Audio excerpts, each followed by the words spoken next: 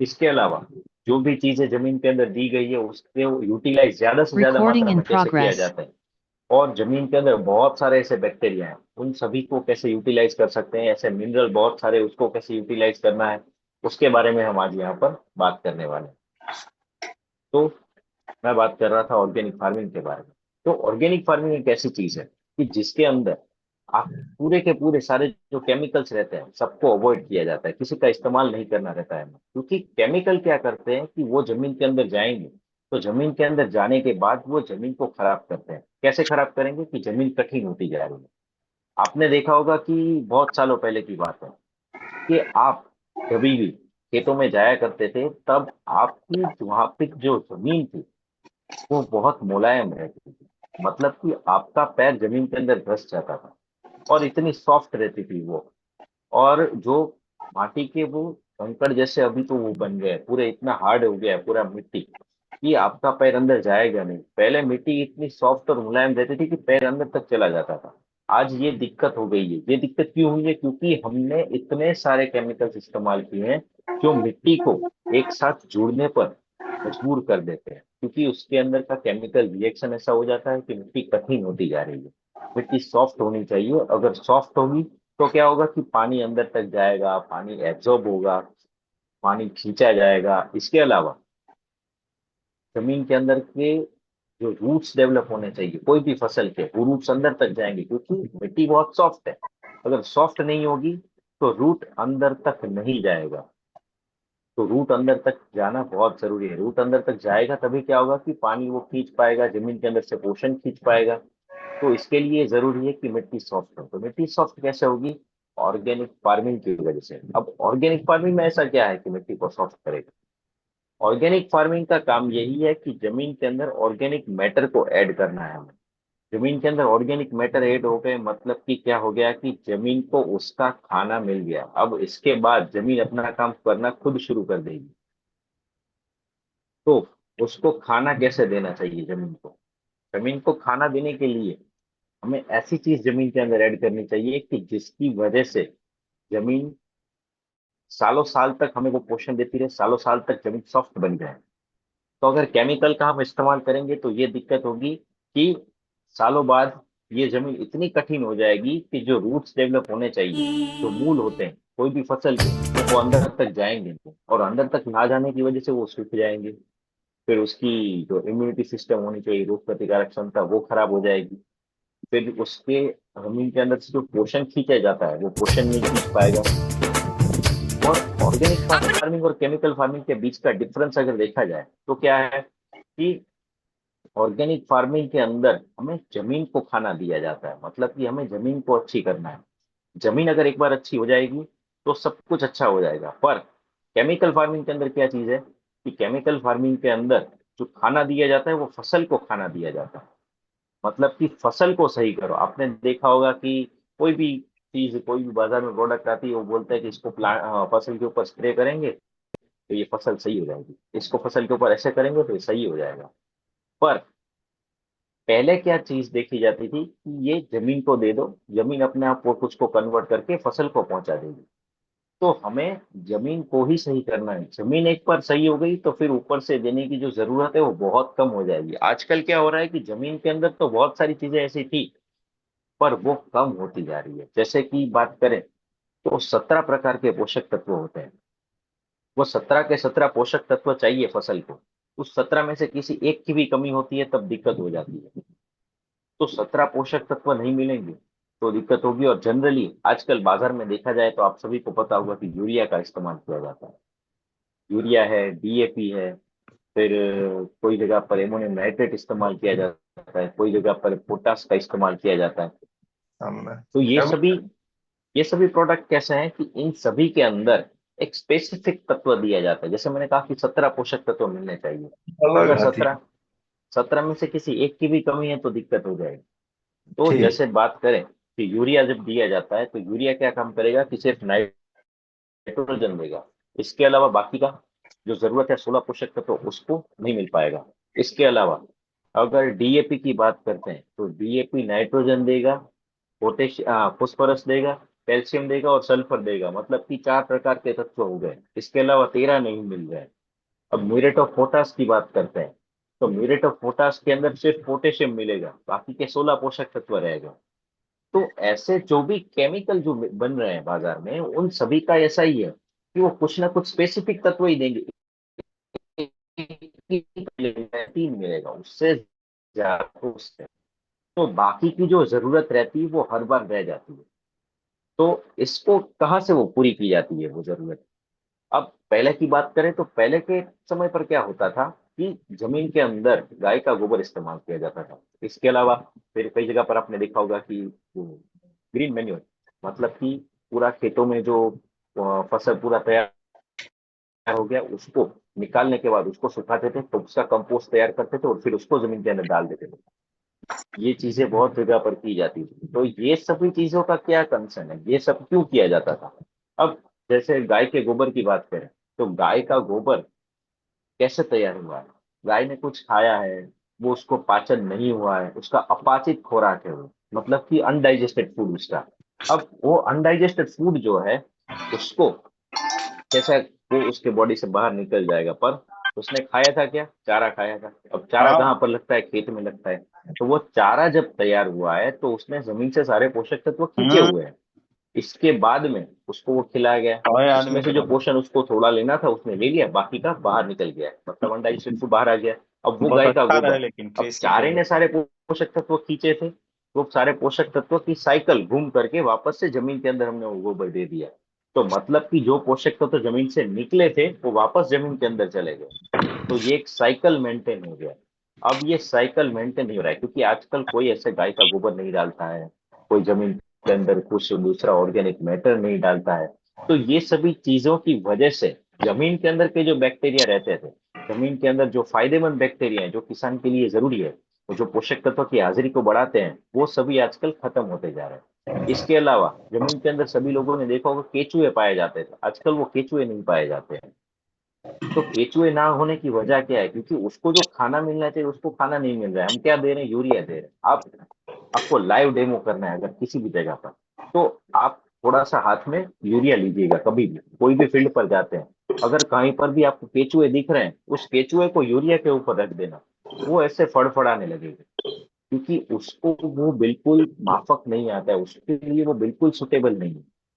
वो केचुआ मर जाएगा वहां पर। तो कहने का मतलब ये है कि केमिकल हानिकारक है केचुए के लिए भी, और जमीन के अंदर जो भी पोषक तत्व दिए जाते हैं उसके लिए भी हानिकारक।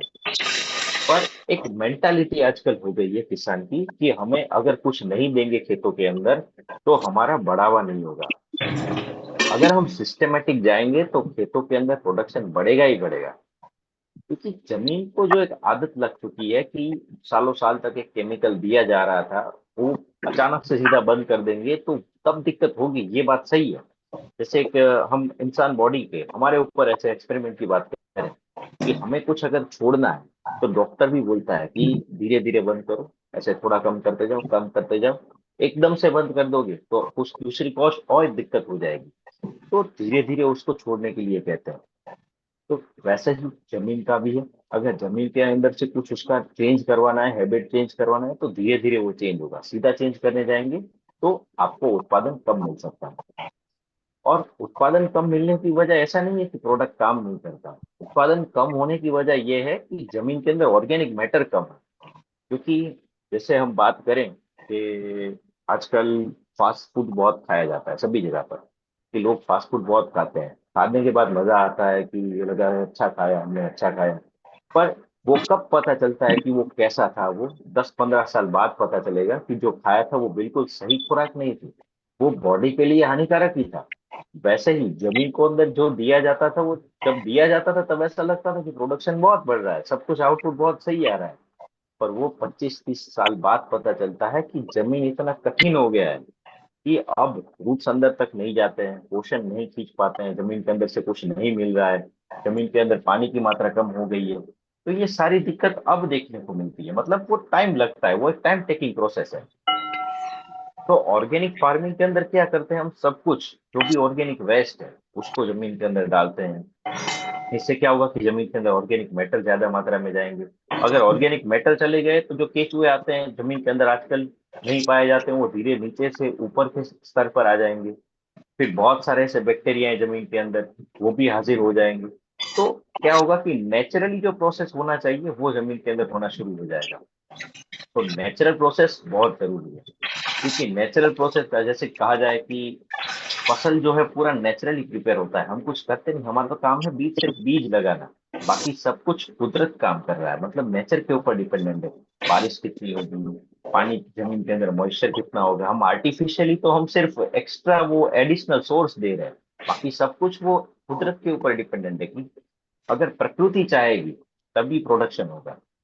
तो हमें प्रकृति को मेंटेन करने का काम करना है। ऑर्गेनिक फार्मिंग का काम यही है कि प्रकृति को बनाए रखो। क्योंकि आजकल जैसे देखा जाए तो इतने सारे केमिकल इस्तेमाल किए जाते हैं, उस केमिकल के साइड इफेक्ट बहुत होते हैं, बहुत सारी बीमारियां आने लगी हैं लोगों के अंदर। क्योंकि जो खाने के अंदर से विटामिन मिलना चाहिए, जो प्रोटीन मिलना चाहिए, वो उसके अंदर से आज मिल नहीं रहा है। तो क्या कर रहा है कि जो इम्यूनिटी सिस्टम बढ़ानी चाहिए वो इम्यूनिटी सिस्टम बढ़ नहीं रही है। अगर इम्यूनिटी सिस्टम सही नहीं होगी तो बीमारियां आने की बहुत सारी संभावनाएं बढ़ जाएंगी। तो ये सारी दिक्कत होने की वजह क्या है कि आजकल जो भी हम खाते हैं वो कुछ ऐसा नहीं है कि उसके अंदर से सारा का सारा उतना न्यूट्रिशन हमें मिल पाए। इसलिए आप देखेंगे तो बड़े बड़े देशों में अभी ऑर्गेनिक फार्मिंग की बहुत वो ट्रेंड चल रहा है कि भाई हमें ऑर्गेनिक ही चाहिए, हमें ऑर्गेनिक ही चाहिए। ऐसा क्यों? क्योंकि इसके अंदर ऐसे ऐसे तत्व मिलते हैं, उसका टेस्ट तो सही रहता ही है, पर जो तत्व मिलने चाहिए खाने में से, जैसे प्रोटीन है, विटामिन है, मिनरल्स है, तो जब बॉडी को चाहिए वो वहां से उसको मिलते रहे। तो इसके लिए ये बहुत जरूरी है कि हमें प्रॉपर वे में जाना पड़ेगा। प्रॉपर वे में जाएंगे तभी हमें ये रिजल्ट मिलेगा। तो हमारे पास ऐसे बहुत सारे प्रोडक्ट हैं कि जो जमीन को चेंज कर सकते हैं आजकल। क्योंकि इतने सारे वो गाय का गोबर नहीं मिलता है, कई जगह पर आज तो गाय रखते नहीं अपने खेतों के अंदर। और इतनी मात्रा में सफिशिएंट ना होने की वजह से क्या होता है कि कोई किसान इस्तेमाल नहीं करता है, फिर कई जगह पर अपनी जो फसल का वेस्ट होता है उसको जला दिया जाता है। तो ये सारी चीजें जो है वो बहुत काम की है, क्योंकि ये कुछ ना कुछ ऐसा काम करके जाएगी कि जो जमीन के लिए बहुत जरूरी है। जैसे कि बात करें तो अपने पास ऐसे प्रोडक्ट हैं कि ये सारी की सारी चीजों को सब्स्टिट्यूट कर देंगे, मतलब इसका अल्टरनेटिव सोर्स है। ये एक चीज नहीं है तो हम इसकी जगह पर ये देख सकते हैं, दूसरी चीज नहीं है तो उसी जगह पर हम ये देख सकते हैं। तो ऐसे करते करते हमें धीरे धीरे जमीन को कन्वर्ट करना है। तो प्रोडक्ट के ऊपर जाने से पहले मैं एक बार आपको 17 पोषक तत्वों के बारे में थोड़ा सा बता देता हूँ कि जो बहुत जरूरी है। अब 17 पोषक तत्व कौन कौन से हैं? एक तो नाइट्रोजन, फास्फोरस और पोटेशियम। ये तीनों चीजें सबसे ज्यादा मात्रा में खेतों के अंदर इस्तेमाल की जाती है, क्योंकि कहीं पर भी आप देखोगे। और जनरली ये क्यों दिए जाते हैं? क्योंकि नाइट्रोजन ऐसी चीज है कि उसकी रिक्वायरमेंट ज्यादा ही रहेगी, उसका काम है फसल को हरा रखो, इसके अलावा ग्रोथ को बढ़ाए रखो उसका, और प्रोटीन प्रोवाइड करते रहो। तो नाइट्रोजन का मेन देने का रीजन यही है कि ये होना चाहिए। और नाइट्रोजन जैसे यूरिया के मात्रा में दिया जाता है, एमोनियम नाइट्रेट के माध्यम से दिया जाता है, एमोनियम सल्फेट के माध्यम से दिया है, किसान खाद के माध्यम से दिया जाता है। तो ये सारी चीजें नाइट्रोजन प्रोवाइड करती है। इसके अलावा फोस्फरस, फोस्फरस जो है वो क्या काम करेगा कि फोस्फरस का काम है कि उसकी डालियों का विकास करो, मतलब वेजिटेटिव ग्रोथ जो चल रहा है फसल का उसको बनाए रखो। पोटेशियम, पोटेशियम का रोल बहुत इंपॉर्टेंट। जब भी पानी की कमी होगी, तब पानी ना होने की वजह से कई बार ऐसा होता है कि फसल सूख जाती है। तो ऐसी परिस्थितियों में जो है वो पानी के पर्ण के ऊपर जो पर्णरंध्र होते हैं, मतलब आपने सुना होगा स्टोमाटा इंग्लिश में बोलते हैं, और हिंदी की बात करें तो पर्णरंध्र बोलते हैं। पत्तों के ऊपर ऐसे छिद्र होते हैं कि जहां से उसका ट्रांसपीरेशन, मतलब कि पानी जाना पानी आना, उसकी मेटाबॉलिक सिस्टम चलती रहती है। तो वो पर्णरंध्र है उसको बंद करने का काम ये पोटेशियम करेगा, ताकि जब भी पानी नहीं होगा तो ऐसी परिस्थितियों में पर्णरंध्र बंद हो जाएगा। और बंद होने की वजह से जब उसके अंदर जो मॉइस्चर बने रहना चाहिए वो उसकी मात्रा में बना रहेगा। तो इसके लिए ये जरूरी है कि पोटेशियम होना चाहिए। अब ये तीन मेजर हो गए, नाइट्रोजन, फोस्फोरस और पोटेशियम, इन तीनों चीजों का सबसे ज्यादा मात्रा में इस्तेमाल किया जाता है। अब इसके अलावा बात करें, कार्बन, हाइड्रोजन और ऑक्सीजन। कार्बन हवा में से मिल जाएगा, ऑक्सीजन भी हवा में से मिल जाएगा, हाइड्रोजन पानी के माध्यम से मिल जाएगा। अब बात करते हैं इसके अलावा कैल्शियम, मैग्नीशियम और सल्फर। कैल्शियम का रोल जो है, जैसे अपने अंदर बोन्स बनाने का है, अपना बोन्स को मजबूत करने का है, वैसे ही प्लांट के अंदर डालियों को मजबूत करने का काम करेगा। अब मैग्नीशियम की बात करें, तो मैग्नीशियम उसकी मेटाबॉलिक सिस्टम में बहुत सही से काम करेगा। अगर मेटाबॉलिक सिस्टम सही रहेगी तब ये अपने आप सही हो जाएगा। तो इसके लिए मैग्नीशियम सही होना बहुत जरूरी है। अब सल्फर की बात करें, तो सल्फर टेस्ट के लिए रिस्पॉन्सिबल है, क्वालिटी के लिए रिस्पॉन्सिबल है, तेल बनाने के लिए रिस्पॉन्सिबल है। जैसे कि मूंगफली की बात करें, सरसों की बात करें, तो उसमें से जो तेल निकलता है, अगर वो सल्फर की मात्रा सही रहेगी तो अपने आप सब सही हो जाएगा। अब इसके अलावा ये 9 मेजर तत्व हो गए, carbon, hydrogen, oxygen, nitrogen, phosphorus, potassium और कैल्शियम, मैग्नीशियम और सल्फर। ये 9 पोषक तत्व हैं। इसमें से कौन कौन सी चीजें किसान के खेतों पर इस्तेमाल की जाती है, ये आप सभी ने देखा होगा कि नाइट्रोजन वाला प्रोडक्ट इस्तेमाल किया जाता है, फोस्फोरस वाला किया जाता है, पोटेशियम वाला किया जाता है, कई जगह पर सल्फर वाला भी किया जाता है, पर बाकी के प्रोडक्ट का इस्तेमाल होना रह जाता है।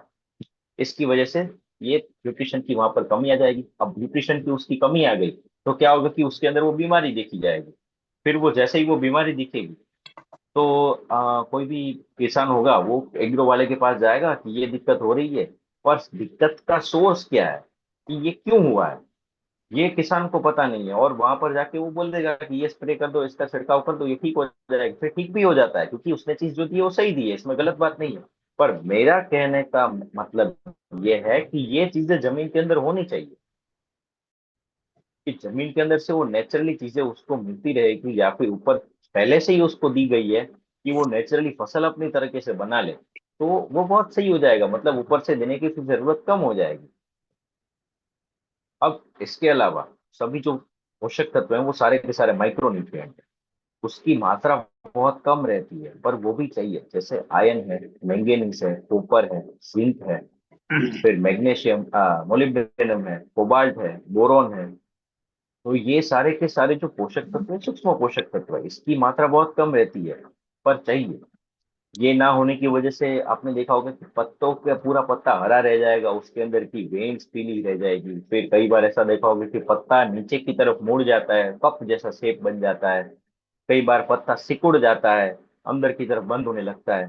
तो ये सारी जो खामियां होती है सूक्ष्म पोषक तत्व की वजह से, अगर सूक्ष्म पोषक तत्व नहीं मिलते तब भी ये चीजें होती है। तो कहने का मतलब ये है कि सारे के सारे पोषक तत्व की रिक्वायरमेंट है, पर किसान के खेत पर हम 3 से 4 प्रोडक्ट का ही इस्तेमाल किया हुआ आपने देखा होगा कि केमिकल के अंदर 4 से 5 प्रोडक्ट मैक्सिमम इस्तेमाल करते हैं, उससे उसके अलावा बाकी प्रोडक्ट रह जाते हैं। तो बाकी के प्रोडक्ट जमीन के पास जब तक थे तब तक वो जमीन सप्लाई कर रही थी। अब आजकल जमीन के पास इतने पोषक तत्व नहीं है, क्योंकि सालों पहले अब हमारे जो दादा परदादा के समय की बात होती थी तो उस टाइम पर जमीन के अंदर इतना ऑर्गेनिक मैटर ऐड किया था कि धीरे धीरे जमीन से वो निकलता ही जा रहा है, निकलता ही जा रहा है। क्योंकि हर बार फसल हार्वेस्ट हो जाएगी, मतलब कट हो जाएगी, तो कट होने के बाद जमीन में पोषक तत्व निकल कर बाहर आ गए। फिर हम उसी चीज साइकिल को घुमाकर वापस जमीन के अंदर नहीं डाल रहे हैं, तो ये क्या कर रहा है कि पोषक तत्व निकल तो रहे हैं पर अंदर नहीं जा रहे हैं। कहने का मतलब ये है कि निकलने के बाद अंदर जाना भी जरूरी है। अगर अंदर नहीं जाएगा तो क्या होगा कि जो पोषण होना चाहिए जमीन के अंदर वो धीरे धीरे कम होता जाएगा। तो इसके लिए बहुत जरूरी है कि हमें ये साइकिल बनाए रखना है। अगर साइकिल मेंटेन नहीं होगा तब ये दिक्कत होगी। साइकिल मेंटेन करने के लिए क्या करना है हमें, कि सब कुछ चीजें जो खेतों के अंदर से निकल रही है उसको हमें वापस खेतों के अंदर डाल देना है। तो ऐसे साइकिल अगर बनी रहेगी तो अपने आप सब कुछ सही हो जाएगा। तो मेरा कहने का मतलब यह है कि हमें जो चीज खेतों से निकाली है उसको जमीन के अंदर डाल दो बस। बाकी जमीन अपना सारा काम अपने आप कर देगी। जो पोषण देना है, जो फसल को चाहिए, पोषक तत्व चाहिए, जो एंजाइम चाहिए, वो सब कुछ मिल जाएगा। तो इस प्रकार से 17 पोषक तत्वों की रिक्वायरमेंट रहती है। अगर 17 में से कोई भी नहीं मिलेगा तो फसल के लिए हानिकारक है। और फसल को पोषण नहीं मिला, मतलब कि वो हिस्सा उसका वीक रह गया, अब उस हिस्से पर बीमारी लगी और फसल की इम्यूनिटी सिस्टम खराब होगी तो फंगस लग जाएगा, फिर वायरस का इन्फेक्शन लगेगा। फिर आपने देखा होगा कि कई बार पत्ते पीले पड़ जाते हैं, फिर जमीन के अंदर से आपने देखा होगा कि वो सूख जाता है धीरे धीरे फसल। और जनरली फंगस का कैसा होता है कि जैसे ही बीज लगाया कोई भी आपने, 1 से 1.5 महीने में ही फंगस लगना शुरू हो जाता है। और उसके बाद फंगस का दिक्कत आपको सिर्फ पत्तों पे ही दिखेगा। और जो पूरा फसल सूखने वाला फंगस है कि जो जमीन के अंदर से लगता है, वो तो आपको 1 से 1.5 महीने के अराउंड ही दिखेगा, बाद में नहीं दिखेगा। तो कहने का मतलब यह है कि हमें उसकी इम्यूनिटी सिस्टम सही रखनी है, ताकि रोग प्रतिकारक क्षमता अगर सही होगी तो बीमारियों से अपने आप ही बचा जाएगा, तब कोई दिक्कत नहीं होगी। तो हमारे पास आजकल जैसे देखा जाए तो भारत के अंदर हमारा 75%, 70 to 75% पॉपुलेशन है वो डायरेक्ट और इनडायरेक्ट एग्रीकल्चर के ऊपर ही डिपेंडेंट है। मतलब कि कोई का किसी का छोटा सा इनकम का सोर्स एग्रीकल्चर है, किसी का मेजर एग्रीकल्चर जो इनकम है वो एग्रीकल्चर के ऊपर डिपेंडेंट है। बहुत सारी इंडस्ट्री है, मतलब ऑलमोस्ट इंडस्ट्रीज जो इंडिया की है वो सारी की सारी एग्रीकल्चर के ऊपर डिपेंडेंट है। तो कहने का मतलब ये है कि अगर किसान का साल सही हुआ तो अपने आप देश के अंदर जो महंगाई है उसको कंट्रोल की जा सकती है। तो हमें इसको कंट्रोल करने के लिए क्या करना है कि किसान का साल सही होना चाहिए, किसान का उत्पादन सही होना चाहिए। और कैसे? जमीन अच्छी होने के साथ साथ सही होना चाहिए, मतलब कि अपना मोटो, जो एडशॉप कंपनी का मोटो है, विषमुक्त खेती समृद्ध किसान, मतलब कि हमें उसको बहुत कम विष इस्तेमाल करवाना है और उसको समृद्ध बनाने का काम कर रहा है। अगर किसान अपना समृद्ध हो गया तो अपने आप देश का इकोनॉमी ऊपर आ जाएगा, क्योंकि जैसे मैंने कहा कि अपना 70 to 75% पॉपुलेशन डायरेक्ट और इनडायरेक्ट एग्रीकल्चर के ऊपर ही डिपेंडेंट है। तो ऐसे कहने का मतलब ये है कि अगर सारी चीजें अपने आप सब कुछ फ्लो में चलेगा तो अपने आप फसल के लिए सब सही हो जाएगा। तो हमारा काम यही है कि फसल को सही करना है। और फसल सही कैसे होगी? फसल सही ऐसे होगी कि अगर जमीन के अंदर हमने पोषण दिया, जमीन को न्यूट्रिशन दिया, तो जमीन के अंदर जो कोई भी बैक्टीरिया है वो बहुत सही से काम करेंगे। और बैक्टीरिया का रोल क्या है कि जमीन के अंदर जो भी मिनरल, जमीन के अंदर बहुत सारे मिनरल पड़े हुए हैं, उस मिनरल को क्या करना है कि सोल्यूबलाइज करना है, मतलब कि बैक्टीरिया वहां पर बीच में रोल प्ले करेंगे और बैक्टीरिया उस न्यूट्रिएंट की अवेलेबिलिटी को बढ़ाएंगे। और वो मात्रा में, जैसे कि बात करें तो नाइट्रोजन हवा में 78% पाया जाता है, पर वो सीधा खींचा नहीं जा सकता। उसको सीधा खींचने के लिए कोई ऐसा सिस्टम नहीं है कि वो फसल सीधा खींच लेगी। पर अगर उसको वो एब्सॉर्ब करना है तो उसको नाइट्रेट फॉर्म में कन्वर्ट करना पड़ता है। नाइट्रेट फॉर्म में कन्वर्ट होने के बाद ही उसको खींचा जा सकता है, अदरवाइज उसको खींच नहीं सकते। तो जैसे ऐसे ही फॉस्फोरस की बात करें तो फॉस्फेट फॉर्म में ही उसको खींचा जा सकता है, दूसरे फॉर्म में उसको खींच नहीं सकते हैं। तो ये चीजें बहुत जरूरी है कि जिस फॉर्म में उसको तत्व चाहिए उसी फॉर्म में उसको मिलना चाहिए, अदरवाइज वो खींचा नहीं जा सकता है। तो क्या करना है हमें कि हमें उसी तरीके से उसको वो अवेलेबल करना है, ये अपना मेन रोल है। अब बात करें कि सारे एग्रीकल्चर प्रोडक्ट कि हमारे पास ऐसे क्यों कौन कौन से प्रोडक्ट है कि जो इतना जबरदस्त काम करते हैं। प्रोडक्ट की बात करें तो सबसे पहले अपने पास जब कंपनी शुरू हुई थी तब भूमि सुधा, 2014 की बात कर रहा हूँ मैं, तब कंपनी के अंदर बहुत सारा रिसर्च हुआ था और भूमि सुधा करके जो अपना प्रोडक्ट है सबसे पहले लॉन्च हुआ था। आजकल